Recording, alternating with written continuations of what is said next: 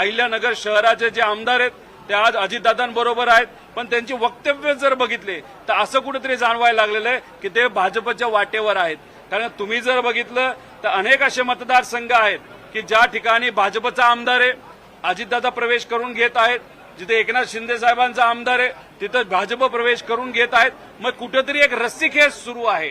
त्यामुळे हे जे काही अहिल्यानगर शहराचे आमदार अजितदादांचे असले, पण त्यांचं जे वक्तव्य बघितलं, ते जे काही द्वेषचं वक्तव्य बघितलं, अतिशय द्वेष त्यांच्या वक्तव्यातून जाणवतो. व कुठेतरी ते आता भाजपच्या मार्गावर आहेत असं आपल्याला त्या ठिकाणी म्हणावं लागेल. आता अजितदादा त्या बाबतीत काय निर्णय घेतात, कसे कान टोचतात, कारण अजितदादा नेहमी त्यांचा पक्ष पुरोगामी विचाराचा पक्ष आहे असं सांगतात. आता तुमचेच आमदार जर तिथं प्रतिगामी विचार मांडत असतील, द्वेषाचं राजकारण करत असतील, तर तुम्ही त्या बाबतीत काय निर्णय घेतात हा अख्खा महाराष्ट्र आज तिथं वाट बघत आहे तुमच्या निर्णयाच्या बाबतीत. पण हे जे काही वक्तव्य विविध नेते आणि आमदार, सत्तेतले आमदार आणि नेते करत आहेत, त्याच्या खऱ्या अर्थाने निषेध आम्ही सर्वजण करतो. आणि या लेवलचं राजकारण जर जाणार असेल तर लोकांनी पुढाकार घ्यावा लागेल आणि अशा लोकांच्या विरोधात आपल्या सगळ्यांना मिळून तिथं आंदोलन केल्याशिवाय पर्याय नाही असं या ठिकाणी मी नमूद करतो.